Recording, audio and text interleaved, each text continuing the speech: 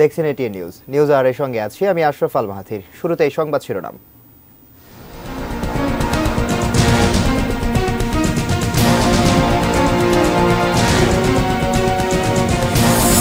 সহিংসতার তদন্তে জাতিসংঘ সহ বিভিন্ন আন্তর্জাতিক সংস্থার সহায়তা চেয়েছেন প্রধানমন্ত্রী।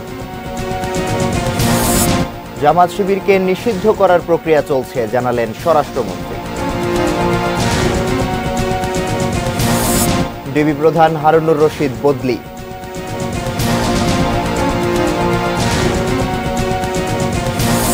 শিক্ষার্থীদের মার্চ ফর জাস্টিস কর্মসূচিতে পুলিশের বাধা, সংঘর্ষে আহত 50। ছাত্রলীগের সাবেক নেতাদের তোপের মুখে ওবায়দুল কাদের, সভায় হট্টগোল। ফেসবুক, হোয়াটসঅ্যাপ সহ সকল সামাজিক যোগাযোগ মাধ্যম চালু। Sponsored by Abiba Finance Limited.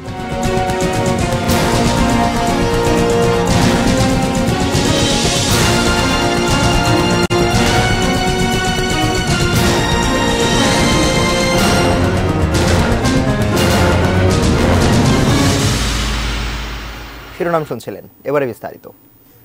VSL Angle Channel HB VSL Bikrampur steel limited. Quota আন্দোলনকে কেন্দ্র করে সহিংসতা ও প্রাণহানির ঘটনার সুষ্ঠু তদন্ত করতে জাতিসংঘ সহ বিভিন্ন আন্তর্জাতিক সংস্থার সহায়তা চেয়েছেন প্রধানমন্ত্রী শেখ হাসিনা। বুধবার সকালে জাতীয় মৎস্য সপ্তাহ 2024-এর উদ্বোধনী অনুষ্ঠানে এমনটা জানিয়ে তিনি বলেন, এই সহিংসতায় ধ্বংস হওয়া স্থাপনা হয়তো আবারও নির্মাণ করা যাবে, তবে যে প্রাণগুলো ঝরে গেল তা কে ফিরিয়ে দেবে? রোজান ফয়জের রিপোর্ট। সবাই তোমাদের ভালো কাজ দেখে। ভরবো মাছে মোদের দেশ, গর্ব স্মার্ট বাংলাদেশ, এই প্রতিপাদ্য নিয়ে মঙ্গলবার শুরু হয়েছে জাতীয় মৎস্য সপ্তাহ 2024। বুধবার সকালে রাজধানীর বঙ্গবন্ধু আন্তর্জাতিক সম্মেলন কেন্দ্রে এর আনুষ্ঠানিক উদ্বোধন করেন প্রধানমন্ত্রী শেখ হাসিনা। অনুষ্ঠানে মৎস্য খাতে উল্লেখযোগ্য অবদানের স্বীকৃতিস্বরূপ 7টি ক্যাটাগরিতে 22 ব্যক্তি ও প্রতিষ্ঠানকে জাতীয় মৎস্য পদক 2024 দেয়া হয়। প্রধানমন্ত্রী তার বক্তব্যের শুরুতেই কোটা আন্দোলন এবং এ সময় হওয়া সহিংসতা ও প্রাণহানির প্রসঙ্গ আনেন। যেহেতু স্বজন হারিয়েছি, আমি জানি কষ্ট, তাই আমি যারা আপনজন হারিয়েছেন তাদের প্রতিও আমার সহমর্মিতা জানাচ্ছি। কোনো স্থাপনা ধ্বংস করেছে, স্থাপনা যেগুলি ধ্বংস করেছে সেগুলি তো পুনর্গঠন করা যাবে, কিন্তু যে প্রাণগুলি ঝরে গেল সেগুলি তো আমরা ফিরে পাবো না। কোটা আন্দোলনের নামে এমন ঘটনা ঘটবে আর এতগুলো তাজা প্রাণ ঝরে যাবে, এমনটা কখনো ভাবতে পারেননি বলেও মন্তব্য করেন প্রধানমন্ত্রী। আমি কোনোদিন ভাবতে পারিনি যে এই সময় এই ধরনের একটা অবস্থার সৃষ্টি হবে আর সেখানে এতগুলি তাজা প্রাণ যাবে। যে বাংলাদেশ এখন মাথা উঁচু করে কথা বলতে পারে, দাঁড়াতে পারে, বিশ্ব সম্মানের সাথে দেখে, সেই বাংলাদেশে আবার রক্ত ঝরবে, আবার এই ধরনের অস্বাভাবিক অবস্থার সৃষ্টি হবে। দেশ যখন এগিয়ে যাচ্ছে তখন সম্পদ নষ্ট করে ও আন্তর্জাতিক অঙ্গনে দেশের ভাবমূর্তি নষ্ট করে কার লাভ হলো তা ভেবে দেখতে দেশবাসীকে আহ্বান জানান তিনি। দেশের অর্জনকে নষ্ট করা, আন্তর্জাতিকভাবে বাংলাদেশের ভাবমূর্তি নষ্ট করা, কে কি অর্জন করলো সেটাই আমার প্রশ্ন। সহিংসতা ও প্রাণহানির ঘটনার সুষ্ঠু তদন্ত করতে জাতিসংঘ সহ আন্তর্জাতিক সংস্থার সহায়তা নেওয়া হবে বলেও জানান প্রধানমন্ত্রী। জাতিসংঘের কাছে আবেদন করেছি যে আমরা আন্তর্জাতিকভাবে বিভিন্ন সংস্থা আছে, বিশেষ করে বিদেশে, তাদের কাছে আমরা সহযোগিতা চাই যে এই ঘটনার যথাযথ সুষ্ঠু তদন্ত এবং যারা এর সঙ্গে দোষী তাদের সাজার ব্যবস্থা। রেজন ফয়েজ, এটিএন নিউজ, ঢাকা। কোটা আন্দোলনকে কেন্দ্র করে শ্রীলঙ্কার মতো সহিংসতার মাধ্যমে সরকার উৎখাতের পরিকল্পনা ছিল জানিয়ে প্রধানমন্ত্রী শেখ হাসিনা বলেছেন, এটা কোনো সাধারণ আন্দোলন ছিল না। দুপুরে গণভবনে বাংলাদেশে নিযুক্ত ভারতের হাইকমিশনার প্রণয় ভার্মা প্রধানমন্ত্রীর সঙ্গে সৌজন্য সাক্ষাতে এলে তিনি কথা বলেন। পরে প্রধানমন্ত্রীর প্রেস সচিব মোহাম্মদ নাইমুল ইসলাম খান সাংবাদিকদের এ বিষয়ে জানান। প্রধানমন্ত্রী শেখ হাসিনা বলেন, এটা সন্ত্রাসী আক্রমণের মতো ছিল। এ সময় দুঃখের সঙ্গে প্রধানমন্ত্রী সাম্প্রতিক সহিংসতায় জীবন ও সম্পদ হানির কথা উল্লেখ করেন। ভারতের হাইকমিশনারও বাংলাদেশে জীবন ও সম্পদ হানির ঘটনায় শোক জানান। ধারাবাহিকভাবে পরিস্থিতি নিয়ন্ত্রণ এবং অর্থনৈতিক কার্যক্রম স্বাভাবিক অবস্থায় ফিরে আসাকে স্বাগত জানান তিনি। ভারতের হাইকমিশনার বলেন, ঘনিষ্ঠ প্রতিবেশী হিসেবে ভারত সহ সবসময় বাংলাদেশের সরকার ও জনগণের লক্ষ্য, অগ্রগতি ও সমৃদ্ধিকে সমর্থন করে।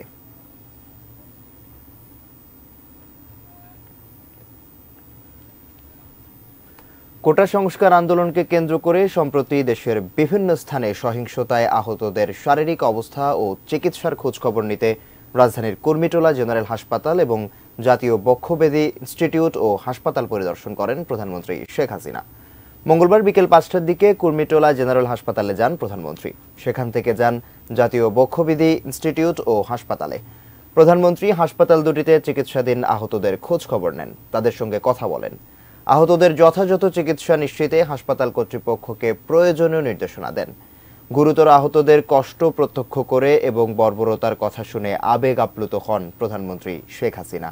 গত কয়েকদিনে প্রধানমন্ত্রী শেখ হাসিনা পঙ্গু হাসপাতাল, ঢাকা মেডিকেল কলেজ হাসপাতাল, বঙ্গবন্ধু শেখ মুজিব মেডিকেল বিশ্ববিদ্যালয় হাসপাতাল, রাজারবাগে কেন্দ্রীয় পুলিশ হাসপাতাল পরিদর্শন করেন এবং চিকিৎসাধীন আহতদের খোঁজ খবর নেন। আমি রোজ রোজ পানি ফুটাতে পারবো না। বলেন তো, পানি না ফুটালে খাবো কি? আমার হচ্ছে টরমিনো। টরমিনোর পরিশোধিত পানি, বুয়েট পরীক্ষিত, যা জাপানের নাম্বার 1 ব্র্যান্ড। 40টি দেশের 30 কোটিরও বেশি মানুষের আস্থার প্রতীক। পানির ডাক্তার টরমিনো। জামাত শিবিরকে নিষিদ্ধ করার প্রক্রিয়া চলছে জানিয়ে স্বরাষ্ট্রমন্ত্রী আসাদুজ্জামান খান কামাল বলেছেন, যে কোনো সময় এই সংক্রান্ত প্রজ্ঞাপন জারি হবে।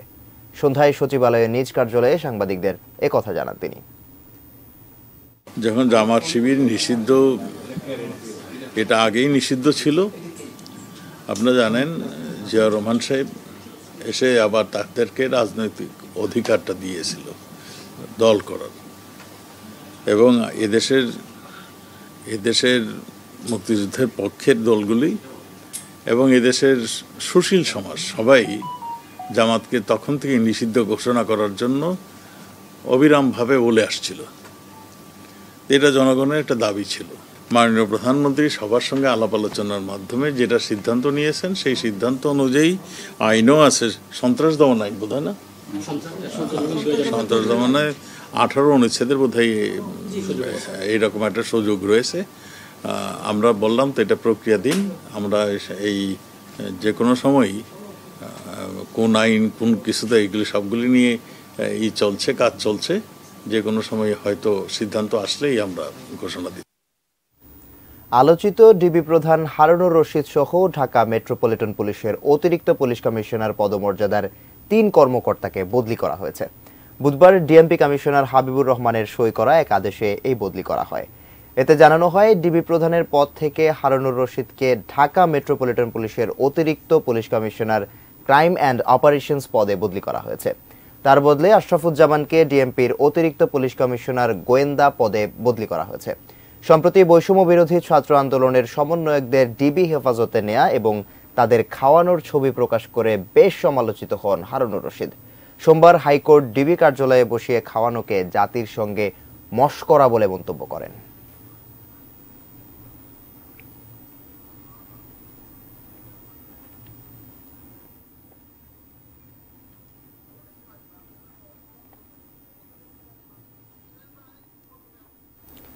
মার্চ ফর জাস্টিস কর্মসূচি পালন করতে গিয়ে সুপ্রিম কোর্টের সামনে থেকে আটক হয়েছেন বৈষম্য বিরোধী ছাত্র আন্দোলনের বেশ কয়েকজন শিক্ষার্থী। তাদের কর্মসূচিতে প্রথমে পুলিশ বাধা দিলেও পরে শিক্ষার্থীরা আদালত চত্বরে ঢুকে অবস্থান নেন। আন্দোলনকারীদের সঙ্গে একাত্মতা প্রকাশ করে বিক্ষোভ করেছেন বিএনপিপন্থী আইনজীবীরা। জাবেদ আখতার জানাচ্ছেন বিস্তারিত। বুধবার দেশের সব আদালত, ক্যাম্পাস ও রাজপথে মার্চ ফর জাস্টিস কর্মসূচি পালন করা হবে।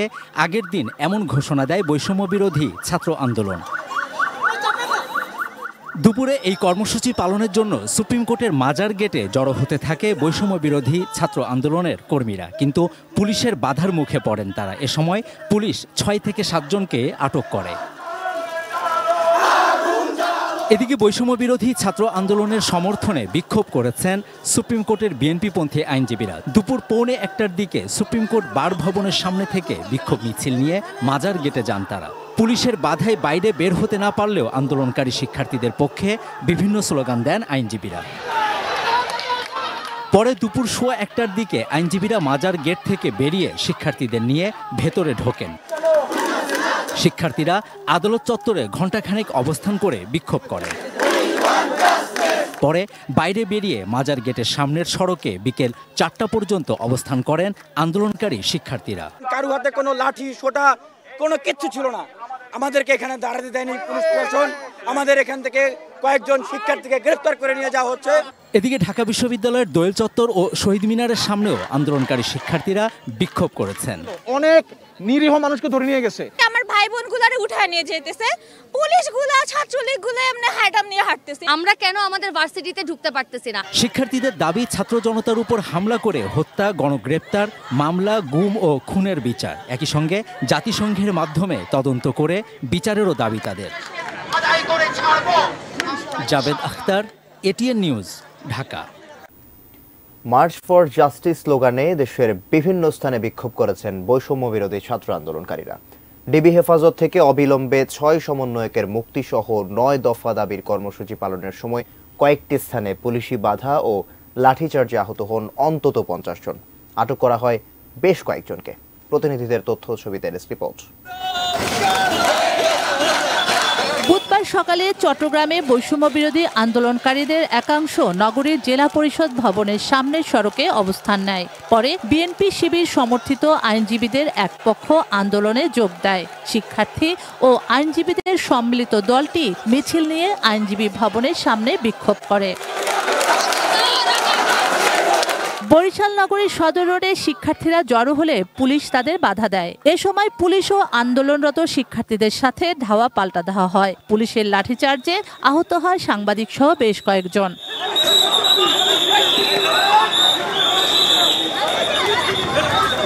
খুলনার 7 রাস্তা মোড়ে বিক্ষোভের সময় শিক্ষার্থীদের সঙ্গে পুলিশের সংঘর্ষ হয়। শিক্ষার্থীরা ইট পাটকেল ছুড়লে পুলিশ লাঠিচার্জ ও টিয়ার শেল নিক্ষেপ করে ছত্রভঙ্গ করে দেয়।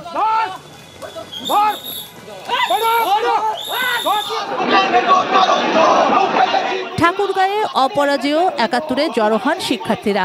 পরে একটি মিছিল নিয়ে আদালত প্রাঙ্গণের দিকে যেতে চাইলে পুলিশ বাধা দেয়। শিক্ষার্থীরা ব্যারিকেড ভেঙে আদালত প্রাঙ্গণে গেলে লাঠিচার্জ করে পুলিশ তাদের ছত্রভঙ্গ করে দেয়।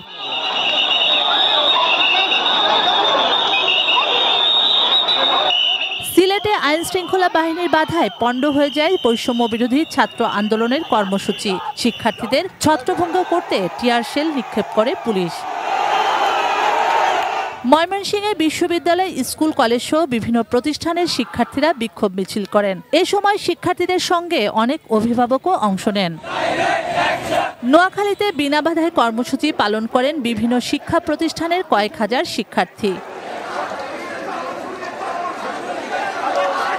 রাজশাহীতে বিক্ষোভের সময় কোর্ট চত্বরের সামনে থেকে 4 আন্দোলনকারীকে আটক করে পুলিশ। ভাঙচুর করা হয় পুলিশের গাড়ি। এছাড়া সকালে বিশ্ববিদ্যালয় ক্যাম্পাসে আওয়ামী লীগ ও বিএনপিপন্থী শিক্ষকরা আলাদা আলাদা মানববন্ধন কর্মসূচি পালন করেন।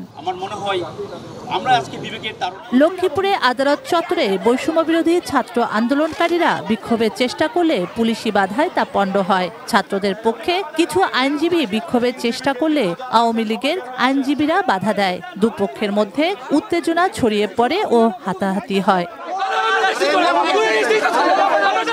এছাড়া বগুড়া শহরের জলেশ্বরীতলা থেকে একটি বিক্ষোভ মিছিল বের হয়ে জজ কোর্টের দিকে যেতে চাইলে পুলিশ তাদের বাধা দেয়। চাঁদপুরে জেলা প্রশাসক কার্যালয়ের সামনে কুমিল্লা চাঁদপুর আঞ্চলিক মহাসড়কের চেয়ারম্যান ঘাট এলাকায় কর্মসূচি পালন করেন আন্দোলনকারীরা। শুক্লা সরকার, ডেস্ক রিপোর্ট, এটিএন নিউজ। প্রায় 2 সপ্তাহ বন্ধ থাকার পর চালু হলো ফেসবুক, হোয়াটসঅ্যাপ, টিকটক সহ সকল সামাজিক যোগাযোগ মাধ্যম। দুপুরে ফেসবুক ও টিকটক প্রতিনিধিদের সঙ্গে আনুষ্ঠানিক বৈঠকের পর বাংলাদেশের সাইবার স্পেসে এগুলো উন্মুক্ত করার ঘোষণা দেন ডাক, টেলিযোগাযোগ ও তথ্য প্রযুক্তি প্রতিমন্ত্রী জুনায়েদ আহমেদ পলক। বিস্তারিত জানাচ্ছেন আরাফাত সিদ্দিকী। ফেসবুকের নিজের রুলস, রেগুলেশন এবং কমিউনিটি স্ট্যান্ডার্ড এটা কমপ্লাই করে না। বাংলাদেশের সঙ্গে বৈষম্যমূলক আচরণের পাশাপাশি গুজব ও ফেক কন্টেন্ট প্রতিরোধে ব্যর্থ হওয়ার কারণ দর্শাতে ফেসবুক, হোয়াটসঅ্যাপ, ইনস্টাগ্রামের মূল প্রতিষ্ঠান মেটা প্ল্যাটফর্মস এবং গুগলের ইউটিউব ও টিকটককে চিঠি দিয়েছিল দেশের টেলিযোগাযোগ নিয়ন্ত্রণ সংস্থা বিটিআরসি। বিভিন্ন ধরনের ফেক আইডি ইউজ করেছে। সেই চিঠির পরিপ্রেক্ষিতেই বুধবার সিঙ্গাপুর থেকে ফেসবুক বা মেটা প্ল্যাটফর্মসের সঙ্গে বিটিআরসির ভার্চুয়াল বৈঠক অনুষ্ঠিত হয়। পরে টিকটকের সঙ্গে সরাসরি বৈঠক করেন টেলিযোগাযোগ প্রতিমন্ত্রীর নেতৃত্বে বিটিআরসির কর্মকর্তারা। আর ইউটিউব চিঠি দিয়ে ব্যাখ্যা দেওয়ার পাশাপাশি আনুষ্ঠানিক বৈঠকের প্রস্তুতির জন্য সময় চেয়েছে। বৈঠক শেষে রাজধানীর আগারগাঁয়ে বিটিআরসি ভবনে এক সংবাদ সম্মেলনে ডাক, টেলিযোগাযোগ ও তথ্য প্রযুক্তি প্রতিমন্ত্রী জুনায়েদ আহমেদ পলক জানান, বিটিআরসির অভিযোগ করা কন্টেন্টগুলোর প্রায় ৬৭% সরিয়ে নিয়েছে টিকটক। তবে মাত্র 20% ভিডিও অপসারণ করেছে ইউটিউব, আর ফেসবুক সরিয়েছে মাত্র 13% কন্টেন্ট। ইসরায়েলি বাহিনীর বিরুদ্ধে কোনো ইংলিশ, হিব্রু কিংবা যে কোনো বিশ্বের ভাষায় পোস্ট দিলে সেগুলো তাদের এআই টুল ব্লক করে, আইডেন্টিফাই করে। প্রো লিবারেশন, প্রো মুক্তিযুদ্ধ, বঙ্গবন্ধু, শেখ হাসিনা এই ওয়ার্ডগুলো দিলে তোমরা আমাদের রিচ আউট কমিয়ে দিচ্ছ, আর আমাদের এগেনস্টে দিলে সেগুলো রিচ আউট বাড়ায় দিচ্ছ। প্রতিমন্ত্রী জানান, সরকার সামাজিক যোগাযোগের মাধ্যমগুলো বন্ধ রাখলেও ঝুঁকিপূর্ণ ভিপিএন দিয়ে ফেসবুক, টিকটক ব্যবহার করছিলেন নেটিজেনরা। এতে ব্যবহারকারীদের সাইবার নিরাপত্তা যেমন ঝুঁকিতে পড়েছে, তেমনি অপব্যবহার হচ্ছিল ইন্টারনেট ব্যান্ডউইথের। এর বাইরেও ছিল ফেসবুক ভিত্তিক ব্যবসায়ীদের আর্থিক ক্ষতি। সব বিবেচনায় নিয়েই সকল ধরনের সামাজিক যোগাযোগের মাধ্যম আবারও খুলে দেওয়ার ঘোষণা দেন তিনি। বাংলাদেশে আমাদের সাইবার স্পেসে আমরা ফেসবুক, টিকটক এবং ইউটিউব এর কার্যক্রম পরিচালনা করতে আর কোনো আমরা বাধা রাখছি না। এটা সম্পূর্ণভাবে সবগুলো অ্যাপ্লিকেশন আমরা ওপেন করে দিচ্ছি। একই সঙ্গে ইন্টারনেট ব্যবহারকারীদের গুজব প্রতিরোধে সচেতন হওয়ার আহ্বান জানান আইসিটি প্রতিমন্ত্রী। আমাদের ইন্টারনেটের সর্বোত্তম ব্যবহারটা আমরা যেন ইতিবাচক করি। গুজব ও সহিংসতা ঠেকাতে গত 18 জুলাই রাতে প্রথমবারের মতো দেশজুড়ে শুরু হয় ইন্টারনেট ব্ল্যাকআউট। 5 দিন বন্ধ থাকার পর 23 জুলাই থেকে ব্রডব্যান্ড এবং 28 জুলাই থেকে চালু হয় মোবাইল ইন্টারনেট। বুধবার বিকেল থেকে মেটা প্ল্যাটফর্মসের ফেসবুক, মেসেঞ্জার, হোয়াটসঅ্যাপ, ইনস্টাগ্রাম সহ সকল সেবা এবং টিকটক সহ অন্যান্য প্রতিষ্ঠানের সকল সামাজিক যোগাযোগের মাধ্যম ভিপিএন ছাড়াই উন্মুক্ত হয়। Arafat Siddiqui, ATN news, Dhaka. সাবেক ছাত্রলীগ নেতাদের সাথে মতবিনিময়কালে ভুয়া ভুয়া স্লোগান শুনলেন আওয়ামী লীগ সাধারণ সম্পাদক ওবায়দুল কাদের। সকালে 23 বঙ্গবন্ধু এভিনিউতে সাবেক ছাত্রলীগ নেতাদেরকে নিয়ে বৈঠক করার সময় তোপের মুখে পড়েন ওবায়দুল কাদের। এক পর্যায়ে সভা শেষ না করে চলে যান তিনি। বুধবার বেলা 11টায় রাজধানীর বঙ্গবন্ধু এভিনিউয়ে আওয়ামী লীগের কেন্দ্রীয় কার্যালয়ে দলের সাধারণ সম্পাদক ওবায়দুল কাদেরের সাথে সাবেক ছাত্রলীগ নেতাদের মতবিনিময় সভা হওয়ার কথা ছিল, কিন্তু সাবেক ছাত্র নেতাদের মতবিনিময় সভার জন্য ডেকে তাদের সাথে মতবিনিময় না করেই মিডিয়ার সামনে কথা বলা শুরু করেন আওয়ামী লীগের সাধারণ সম্পাদক ওবায়দুল কাদের। এ সময় ছাত্রলীগের সাবেক নেতারা হট্টগোল শুরু করেন।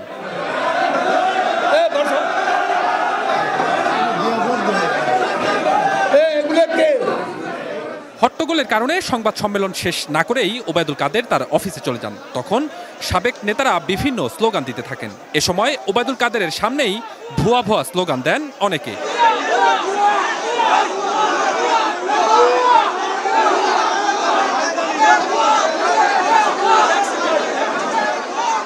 এর আগে আওয়ামী লীগ সাধারণ সম্পাদক উপস্থিত ছাত্র নেতাদের উদ্দেশ্যে বলেন, মান অভিমান ভুলে বর্তমান পরিস্থিতিতে দেশের স্বাধীনতা বিরোধী ও গণতন্ত্র বিরোধী শক্তিকে প্রতিরোধ করতে সবাইকে ঐক্যবদ্ধ হতে হবে। মান অভিমান সব ভুলে যেতে হবে, সবাইকে আমাদের ঐক্যবদ্ধ হয়ে লড়াই করতে হবে। অশুভ শক্তি, স্বাধীনতা বিরোধী, মুক্তিযুদ্ধ বিরোধী, গণতন্ত্র বিরোধী এই অপশক্তিকে যে কোনো মূল্যে আমাদের প্রতিরোধ করতে হবে। Swapan Ahmed, ATN news, Dhaka. PLC সৌজন্যে বিজনেস নিউজ।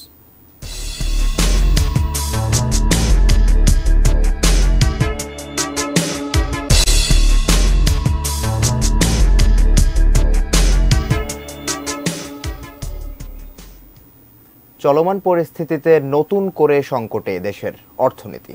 সাম্প্রতিক অস্থিরতার কারণে অনেক ব্যবসায়ী ক্ষতিগ্রস্ত হয়ে ব্যাংক ঋণের পরিশোধে সক্ষমতা হারিয়েছেন। এতে করে বাড়বে খেলাপি ঋণ, কমবে ব্যাংকের মুনাফা, এমনটাই আশঙ্কা করছেন বিশ্লেষকরা। আরাফাত ইসলাম শুভর রিপোর্টে বিস্তারিত। সরকারি চাকরিতে কোটা সংস্কার আন্দোলনকে কেন্দ্র করে সাম্প্রতিক সহিংসতা, ইন্টারনেট বিচ্ছিন্নতা এবং কারফিউর কারণে নতুন করে সংকটের মুখে দেশের অর্থনীতি।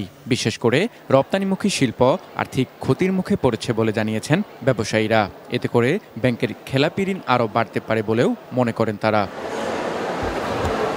বাংলাদেশ ব্যাংকের সর্বশেষ তথ্য অনুযায়ী গত মার্চ শেষে ব্যাংক খাতের মোট খেলাপি ঋণ দাঁড়ায় 1,82,295 কোটি টাকা, যা এই খাতের বিতরণ করা ঋণের 11.10%। সংশ্লিষ্টরা বলছেন, কিন্তু ব্যাংক খাতের মন্দ ঋণের প্রকৃত পরিমাণ কেন্দ্রীয় ব্যাংকের পরিসংখ্যানের চেয়ে অন্তত 3 গুণ বেশি। যে নেটওয়ার্ক আছে বাইরে সেটিকে বিশ্লেষকরা বলছেন, উদ্ভূত পরিস্থিতিতে ব্যবসায়ীরা ক্ষতি কাটিয়ে উঠতে না পারলে তার প্রভাব পড়তে পারে ব্যাংকিং খাতে। শঙ্কা আছে খেলাপি ঋণ বাড়ার। ইমেজ ক্ষতিটা কাটিয়ে উঠতে সময় নেবে এবং সময় লাগবে। কতদিনে কাটিয়ে উঠতে পারবে সেটা আমি জানি না, এবং সেটা যদি ইমেজ সংকটটা যদি চলমান থাকে, চলতে থাকে ভবিষ্যতে, এটা যদি আমরা রিপেয়ার করতে না পারি, তাহলে খেলাপি ঋণ বাড়ার একটা সম্ভাবনা আছে। এটাতে কোনো সন্দেহের অবকাশ নেই। খেলাপি ঋণ যদি বাড়ে তাহলে ব্যাংকগুলো তাদের বাড়তি প্রভিশন রাখতে হবে। বাড়তি প্রভিশন যদি রাখে সেটা তাদের লভ্যাংশ কমে যাবে।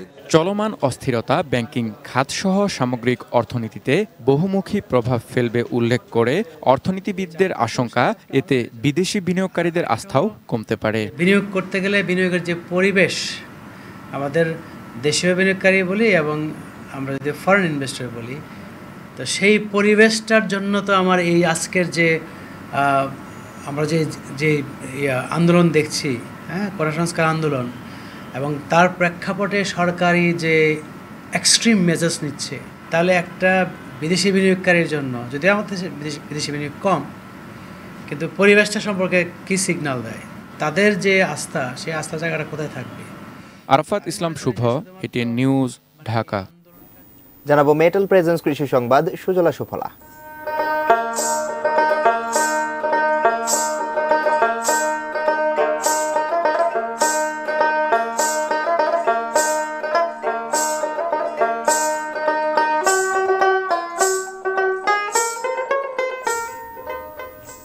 জয়পুরহাটে পটল চাষ করে লাভবান হচ্ছেন কৃষকরা।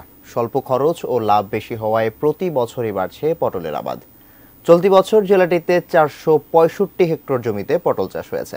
বিঘা প্রতি কৃষকের খরচ 20,000 টাকা।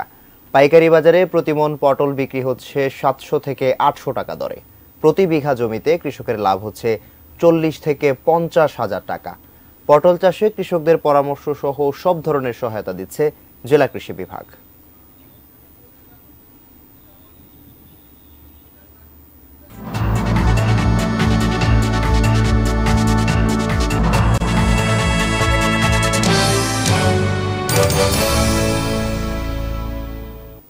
গাইডেড মিসাইল ছুড়ে হত্যা করা হয়েছে ফিলিস্তিনের স্বাধীনতাকামী সংগঠন হামাসের প্রধান ইসমাইল হানিয়াকে।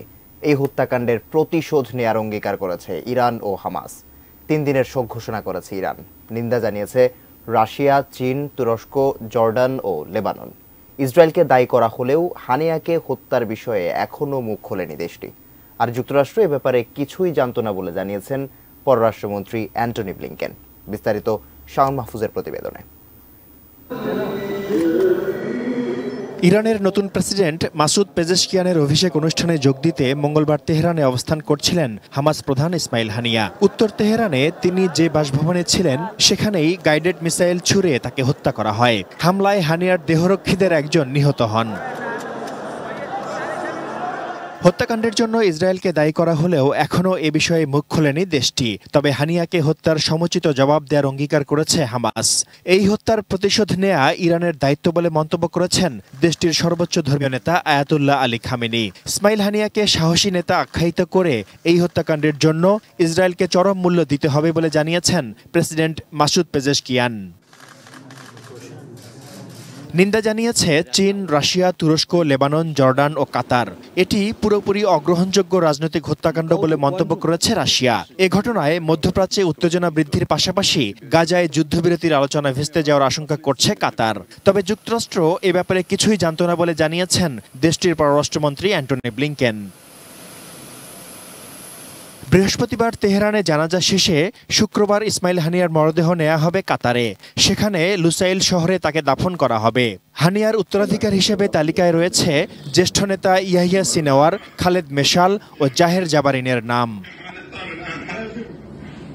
গত শতকের ৮০ দশকে হামাসের উত্থানকালে ফিলিস্তিনি সুন্নি মুসলিমদের রাজনৈতিক ও সামরিক আন্দোলনের সামনের কাতারে ছিলেন ইসমাইল হানিয়া। নানা চড়াই উতরাই পেরিয়ে ২০০৬ সালে ফিলিস্তিনের প্রধানমন্ত্রী নির্বাচিত হয়েছিলেন তিনি। ২০১৭ সালে হামাসের প্রধান নির্বাচিত হওয়ার পরপরই তাকে সন্ত্রাসী ঘোষণা করে যুক্তরাষ্ট্র। এরপর থেকে কাতারে বসবাস করে আসছিলেন তিনি। গাজা যুদ্ধে ৩ ছেলেসহ পরিবারের ৬০ সদস্যকে হারিয়েছিলেন Ismail Haniyeh. Shaon Mahfuz, desk report, ATN news. জানাবো ইস্পাহানি স্পোর্টস নিউজ।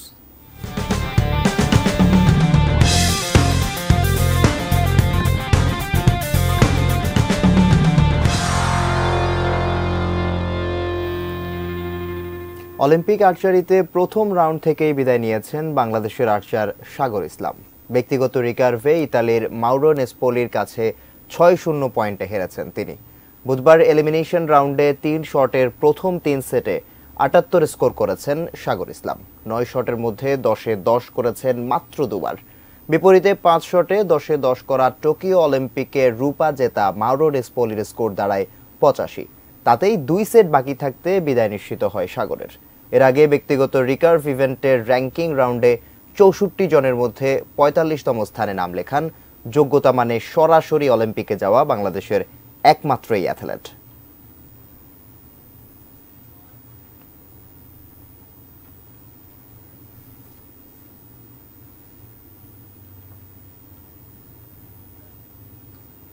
শেষ করব নিউজ আওয়ার। যাওয়ার আগে শিরোনামগুলো জানিয়ে দিচ্ছি আরো একবার।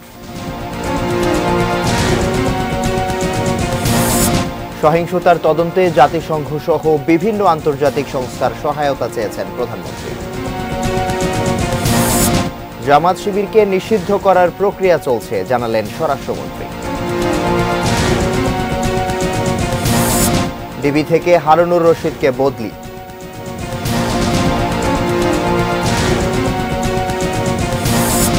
শিক্ষার্থীদের মার্চ ফর জাস্টিস কর্মসূচিতে পুলিশের বাধা, সংঘর্ষে আহত ৫০। ছাত্রলীগের সাবেক নেতাদের তোপের মুখে ওবায়দুল কাদের, সভায় হট্টগোল। এবং হামাস প্রধান ইসমাইল হানিয়া ইরানে নিহত। Sponsored by Abiba Finance Limited. এই ছিল নিউজ আওয়ার। এটিএন নিউজের সব খবর জানতে ভিজিট করুন www.atnnewstv.com।